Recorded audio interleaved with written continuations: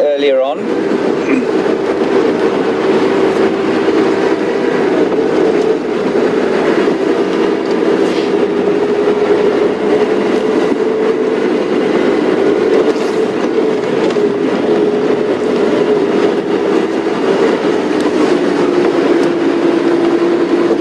Hello, Scott. Good morning. How are you doing, James? Good. How are you? Hello, everyone. How are you doing? Is she going along the road? No, I lost her tracks just north of Chilipan, that drought pan. Okay. I'll show you, so not far from where we had the last tracks. I think she came down into the drainage, but I did check the drainage, no sign of her crossing. So unless she's still between it here somewhere, inconclusive. But the fact that you came along Pangolin track and didn't see any tracks on that road, which is an easy road, is a good sign. Yes. So maybe if you take vultures nest, okay, or wherever you're feeling like. I'll do that. Okay, see you later.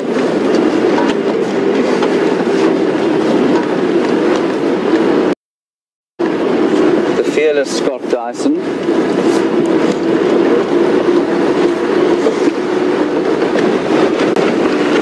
We did have a squirrel making a huge noise just now, so it's really quite likely that she's in and around the area.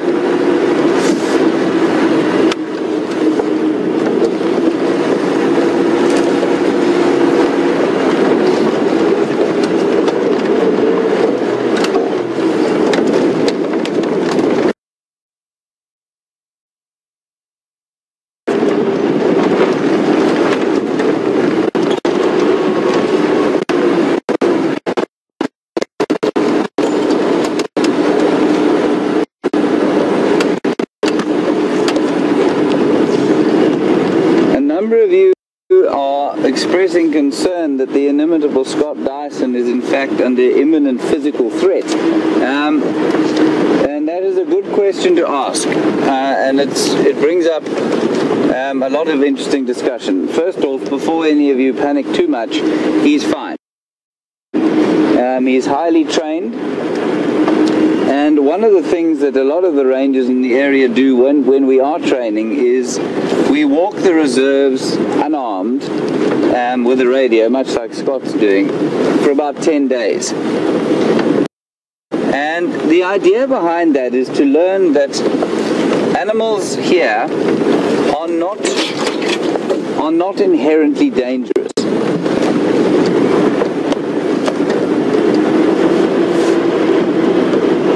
Okay, I'll finish the discussion just now. We're going to cross across to Brent. I think he's got some hyena for you.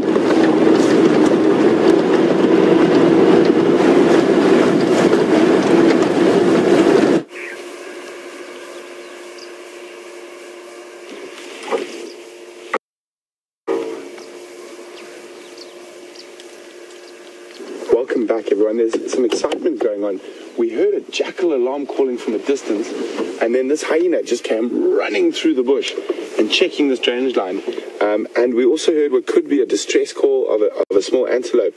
So I'm pretty sure this hyena heard it as well, and it's doing the same thing we're doing at the moment. It's checking this drainage line for possibly a leopard that's made a kill. So quite exciting.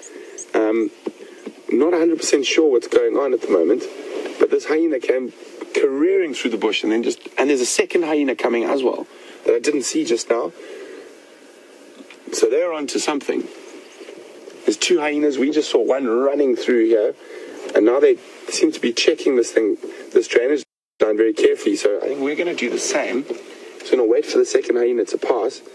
They probably, with their sense of smell, might have a better chance of finding something than us. But it was a very distinct sort of distress call. Then we heard a jackal alarming as well. There we go. There's the hyena. It's on the move again. As I said, they're running around here. We only saw one initially, and now we found the second. Excitement.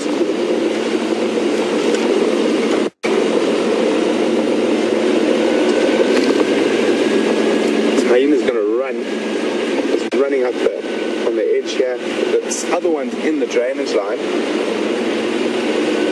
But it is quite warm already for a hyena to be just running around.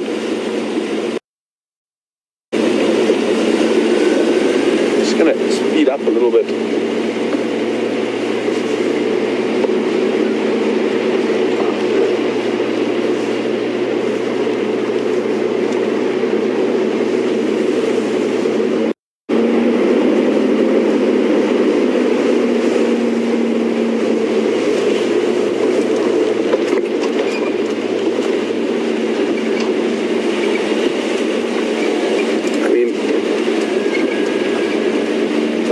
Running around, they've generally got a good idea what's going on with their hearing. So there we go, nose to the ground, just trying to smell. So we've got one hyena that's walking up the drainage line to the right, and this one that's walking on the road. Looks like they're both trying to cover as much distance as possible. And you see how nervous they are even when a hornbill walks up to them, so they obviously think something's in this area, and I'm going to go with the hyenas at being experts at sniffing out leopard and kills. We're going to try to stick with this hyena as much as possible. If we do lose the hyena, which I think we might where it's going now, we're definitely going to have to check this area very, very carefully.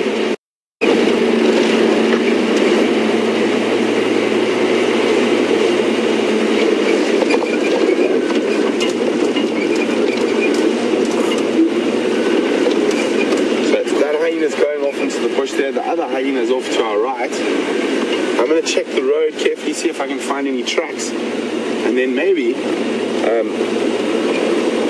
head back down into that drainage line and go for a little walk.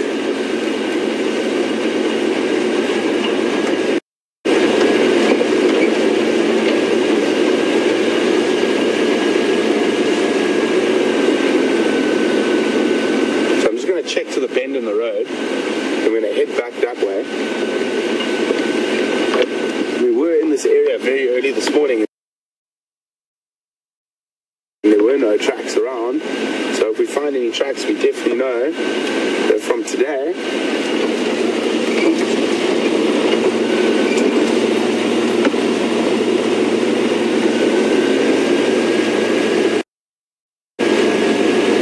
I still think the sound was coming from this direction here, down towards the drainage line. But I'm just sort of dotting my I's and crossing my T's.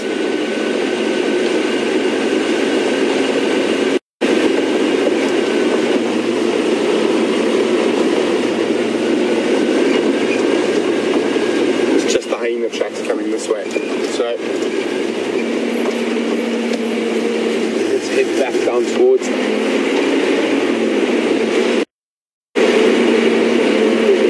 that drainage line.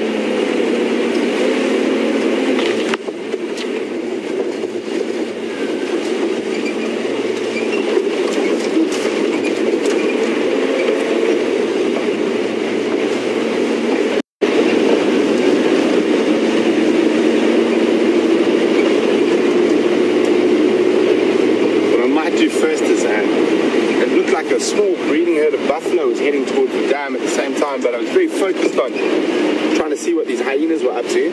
So we're going to go have a look at those buffalo and then switch off and listen. Hearing is such an important part of being able to find animals. And then if we get nothing from listening, I think what we'll do is we'll follow that first hyena we saw, off-road up the drainage line.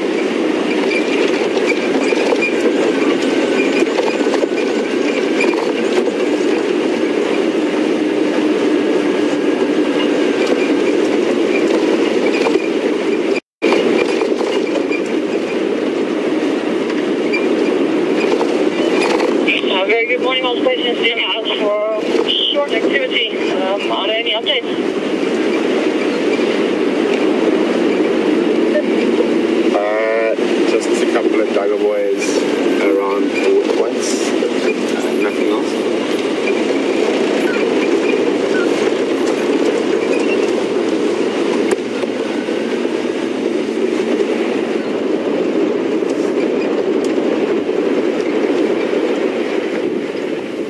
just stand by here and listen. Got some buffalo over there and some zebra over there.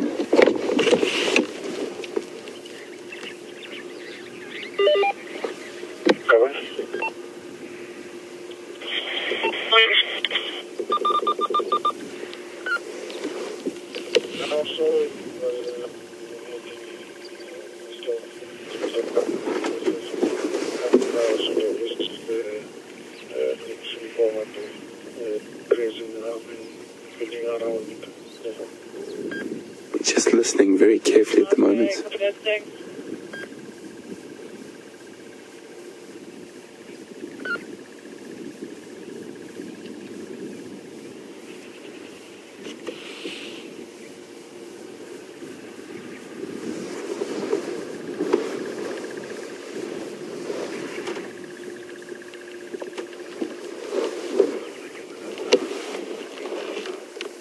Just hoping that hyena possibly finds where if it is a leopard, where it is. I mean, it could have been a small duiker being grabbed by a large bird of prey like a martial eagle that could have caused that noise that we heard as well.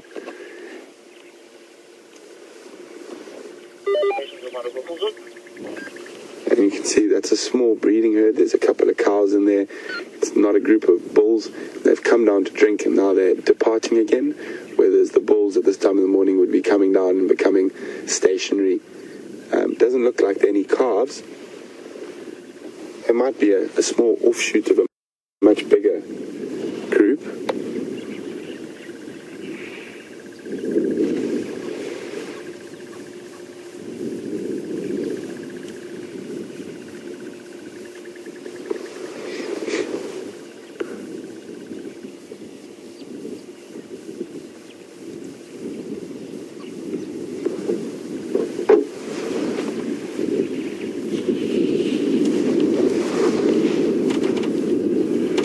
This is another zebra that's come down to drink as well, but it's very nervous.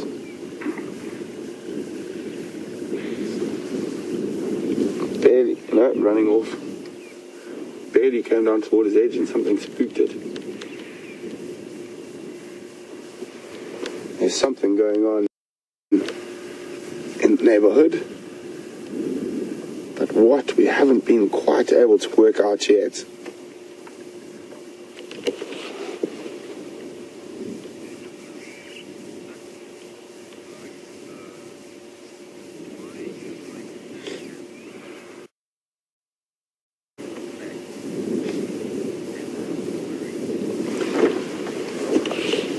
Hi, Anna Marie Sutton. Good morning and welcome to the Sunrise Safari. Anna Marie would like to know, why do hyenas have sloped backs? Anna Marie, it's because they're especially developed like that, those very big, powerful forequarters, that they're able to lift very large pieces of prey. So if they're scavenging, they can grab a big piece of meat and then run off.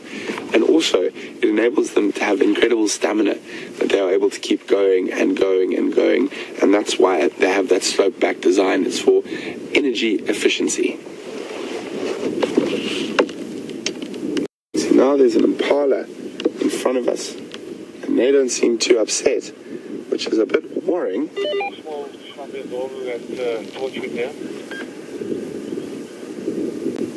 I think we're going to go check around. We were quite far away when we heard those different calls. So we're going to check now. We're going to leave Sydney's Dam, which is across our northern boundary in Buffelshoek, although we do have a nice open vista on it from the boundary.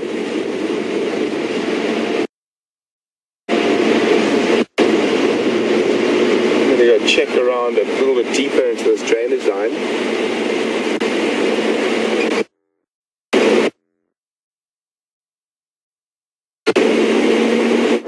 And this dude, I saw one guy score.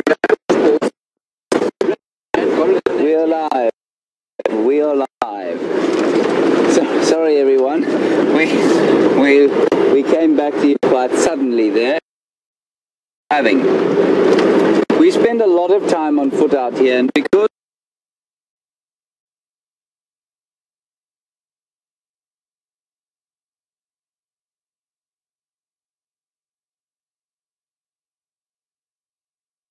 turns into danger when an animal becomes threatened. And as long as you are able to understand what would make an animal threatened, they are not dangerous to us. So, let's take an example. Scott is tracking a leopard. If Scott were to see that leopard, it's highly unlikely. Well, first of all, he'd have to be walking very silently for it not to have seen him first. A leopard doesn't see a human being as a traditional prey species, and a leopard also will normally just disappear if it feels threatened. If you corner a leopard and you then persist in pursuing it, you get yourself into a lot of trouble. Scott's not going to do that because he knows what will make that leopard do that. A buffalo, and I've discussed this as well with you, a buffalo is the prime example of, the hunters the big brave hunters who like to shoot animals will tell you that buffalo are the most dangerous animals in Africa. They might be if you're trying to stick a 458 lead slug in their head. Certainly they may well become very dangerous. I would too. But if in the absence of hunting, buffalo can be very passive, and I've been very close to them on foot without noticing them, and they don't react in an aggressive fashion at all. So the trick to this is to understand what makes animals feel threatened. And we don't have, animals out here have evolved with human beings, and this is a crucial thing to understand. So for the last 2 million years, since our ancestors diverged from those of the chimps and we came down onto the savannas, since that time we have been throwing sticks and stones and trying to hunt animals to the extent that we've developed a relationship where they see us as an apex predator. Even lions, who are, infinitely stronger than we are, still perceive us as a threat because we are the apex predator. And as long as we behave like that and we understand that, we can walk around here in relative safety. Me walking through this bush today for the next 3 hours and being harmed by an animal are infinitely smaller than were I to be trying to cross a road in Los Angeles or London or downtown Helsinki.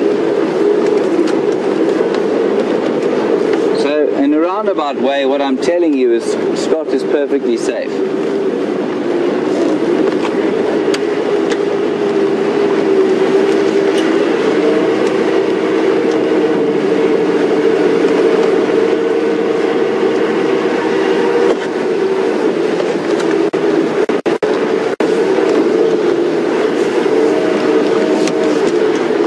With any further tracks at this stage.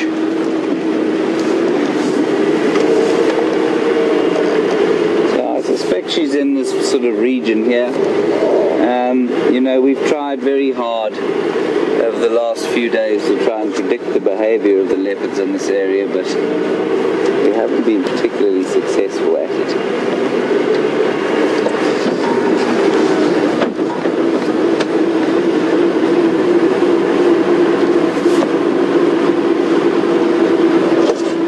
Up to this dry pan here.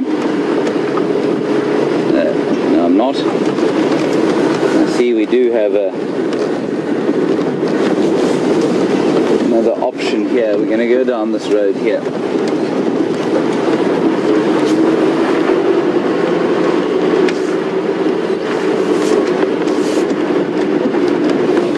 Let's go down here.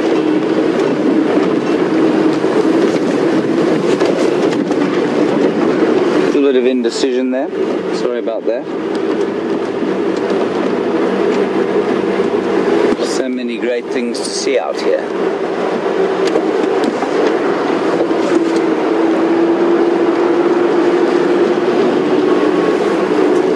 And before we sign off today, I'm going to try and give you another impossibly hard tree quiz. None of you have so far beaten me every time. So I'm hoping with the morning and the slightly quieter audience, I might be able to stump you a bit.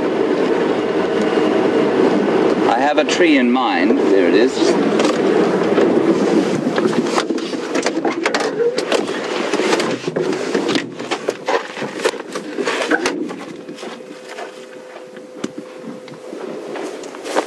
Here we have it.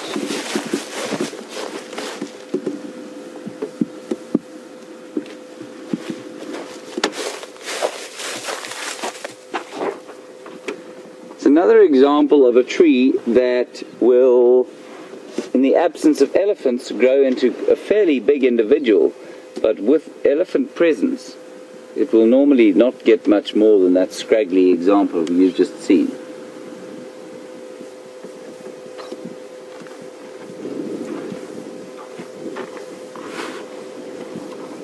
Every time I give you a clue, you get it right, so you're not getting any clues for this one either.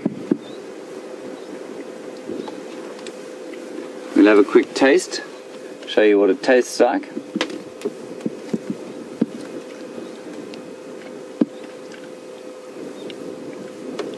It's delicious. It's it is the sensation is it's completely dried my mouth out so that I can barely speak to you. So, I wouldn't recommend that. If you eventually come out here and visit us, don't eat this tree. The lucky elephants don't have to speak to each other. Well, not using their tongues anyway. Ooh. That wasn't a tremendously pleasant experience.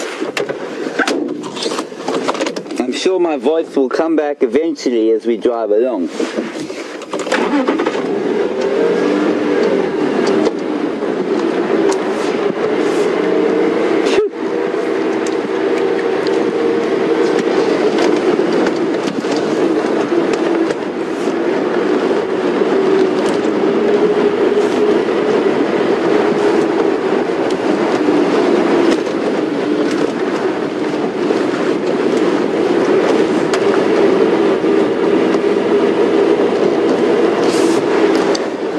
In Las Vegas. Welcome to the morning game drive. You have asked, what is my favorite insect and will I eat it on camera? I'm going to answer the latter question first. No, I will not eat an insect on camera. I don't think I'll eat an insect off camera either. I could be induced to eat a termite, maybe, but my favorite insect are some of the bugs, which are, you get something called, not a bug, a beetle, called a fruit chaffer, and they come in all sorts of beautiful colors, and those are my favorite ones. They're only around in the summertime, and I'm definitely not going to eat one of them. Certainly there is a tradition of eating insects. Well, I have eaten some insects out here. We just north of here you get those mapani worms, which are the larva of an emperor moth. So it's a caterpillar. And like I've described before, not particularly delicious, a very important source of protein for people out here. Gamey sawdust, I'd say, is the best way to describe it.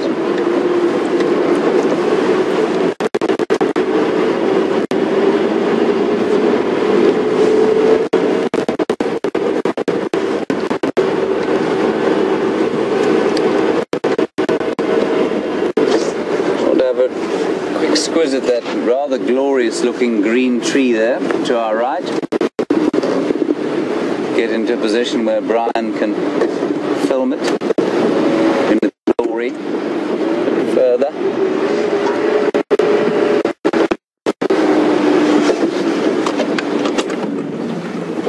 You get it, Brian?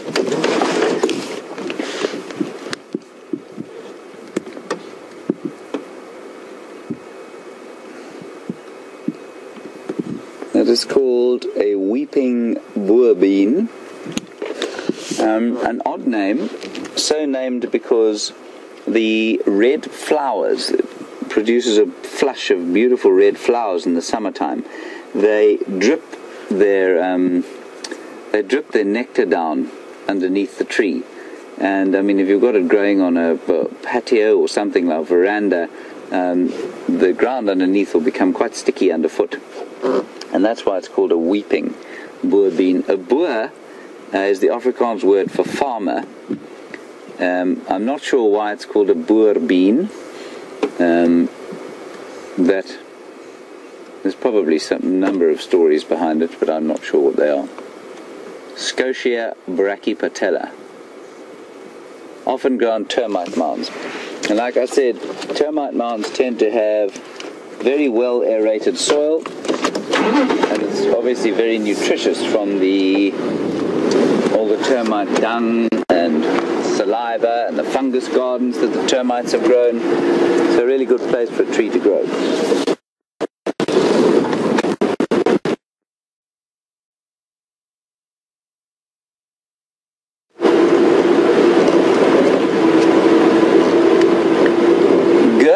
You have tried to identify the tree that I showed you as a weeping wattle. Alas and alack, no, it is not. The leaves are much smaller and the bark is much harsher. Then we've also had an answer that for acacia tree from Judith.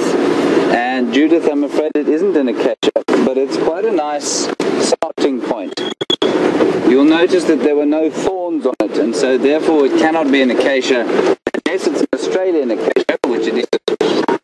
Some of the Australian acacias don't have thorns anymore. In fact, we don't refer to, or the botanists have changed the name of our acacias to two other genuses. I have since forgotten what they are, but the Australian trees are the ones that are now called acacia, but nobody would know what I was talking about if I used the new name, so we just keep calling them acacias. Not sure why the Aussies should have the honour.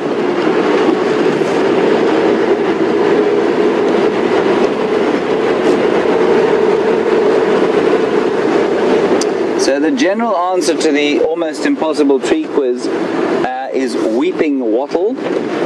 No, that's why we call it the almost impossible tree quiz. It's not a weeping wattle. A little clue for you would be to look at acacias that don't have thorns. Not a bush willow.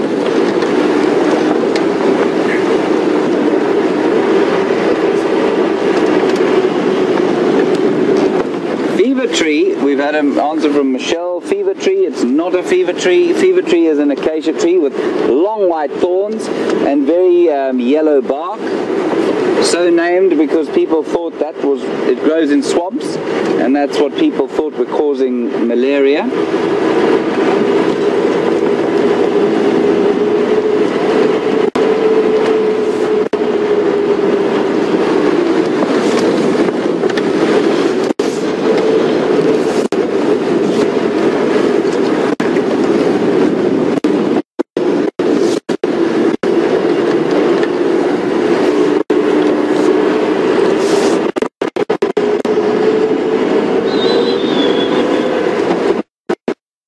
Not popped out here.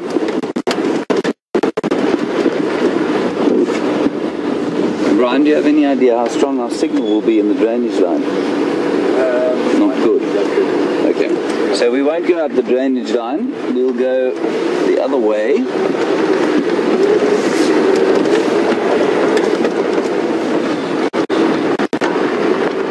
See if she doesn't pop out here.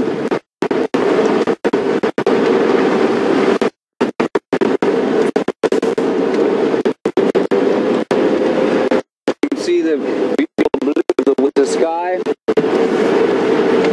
and as I said the other day, sorry about the wind, we're unlikely to see too much in the way of cloud for the next 3 months, which is rather nice for us. This is the best time you're thinking about a trip to the Lowveld. This is an excellent time. My favorite time.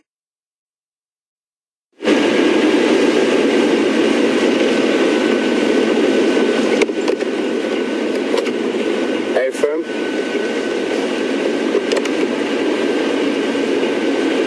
Hi guys, welcome back. We're still scouring this area. I've just been for a long walk through this drainage line and I found a single male leopard track. And I walked crisscross, I checked all possible trees. I heard a Franklin now alarm calling out this way.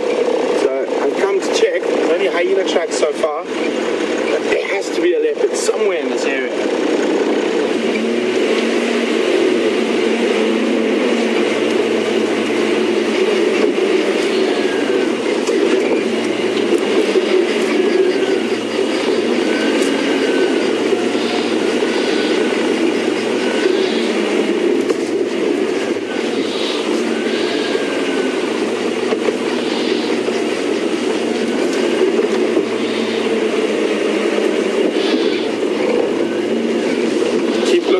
Tree climbing diker.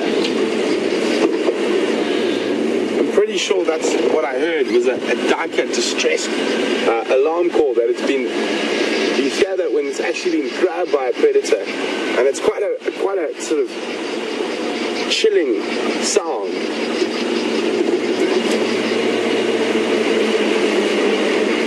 It's sort of a.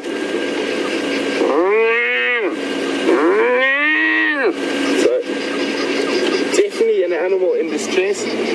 What I'm doing now is I'm checking all the sort of highly thick green trees. I was checking them on foot earlier.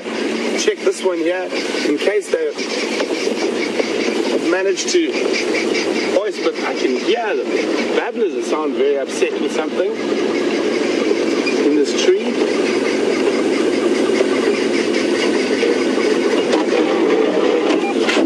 Can we come down for us with this across the wall?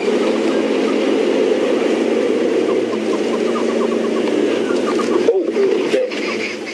That's what the babblers were upset about. They were mobbing the rose eagle owl. There we go, he's landed on that knockthorn now.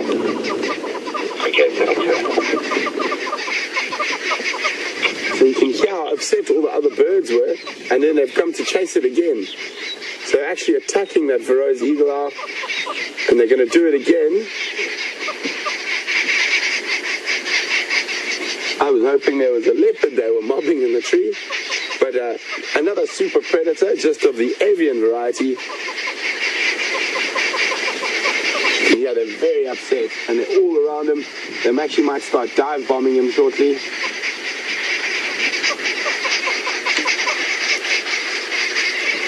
Oh, look at that. One look and disappears.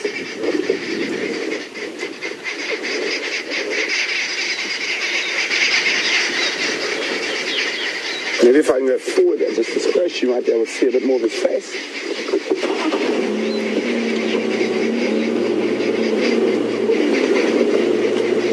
We could definitely hear that the birds were upset in this nice big green tree. I was hoping that that leopard had maybe stashed the diker that we heard dying.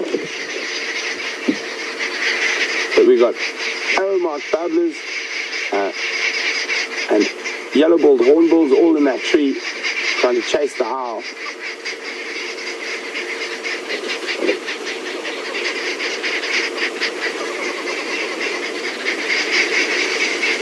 Every time he turns his head, some of them disappear. It's going to be quite interesting to see who's going to be the bravest babbler and the first to dive bomb. But he's chosen quite a good spot there where it's difficult for them to fly in and out in a thick thorn tree like that.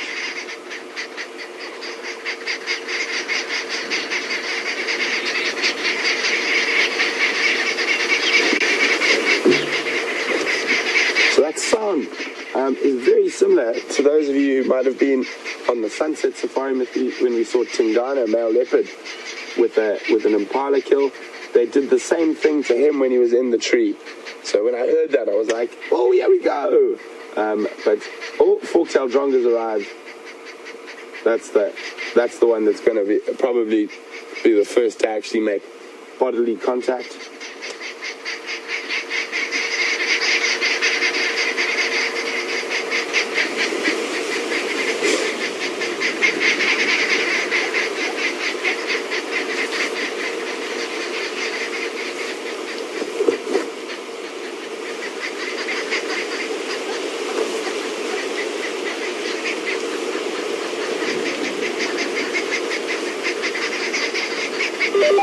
Yeah, and then you can go around in front of the camp again if you like and come around here.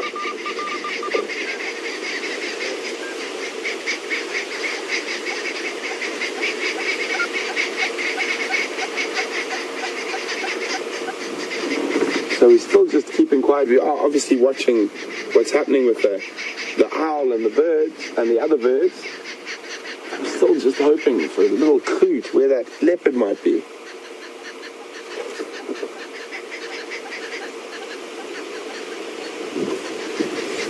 But it seems like the birds are calming down.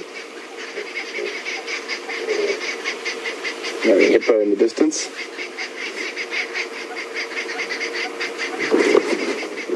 I think we're going to leave the poor owl to his mobbing. Just check a little bit further down this road, see if we get any sign of that male leopard.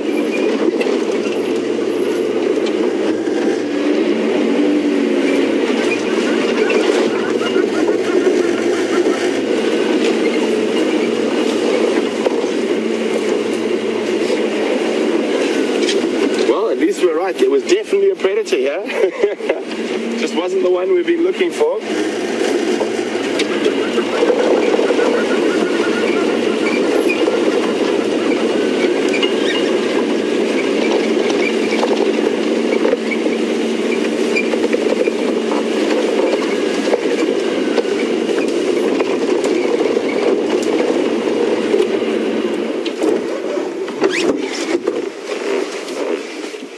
It's been one of those mornings. We've had tracks, and I mean, when we heard that distress call, I was 100% convinced we were going to find something. And then as we arrived, the hyenas are there running around. It was sort of, I was like, okay, it's done now. The leopard's here somewhere. But they keep eluding us. I'm pretty sure they are here. We're definitely going to have to check this area again very carefully. And then just to get us really going, we hear those babblers in the tree, nice thick tree, lots of shade. Maybe the leopard dragged the kill up there, and we get there and we find a super predator of a different kind. The nocturnal avian super predator of the area, the Verreaux's eagle owl, biggest owl we get in this part of the world, being mobbed by a bunch of hornbills and arrow-marked babblers. And we've seen babblers make that similar noise at leopards before, so I was like, yes, here we go. But that is the one thing about the bush. You cannot predict what you're going to see every day. And even though it has been a bit quiet on the sightings front, it's been a really exciting morning. We've had some ups, we've had some downs, but overall it's been a great morning, and we've really enjoyed having you with us. And I know James has as well, and it's going to be a very interesting sunset safari. We definitely know something's in this area, so we're definitely going to have to come back and work hard and have a look around here. But thanks very much to all of you who joined us, and thanks again for all the questions. And wherever you are in the world, have a fantastic rest of your weekend, whether it be early in the morning or late in the evening. Thanks very, very much for joining us, and have a great weekend, and we'll see you for the Sunset Safari.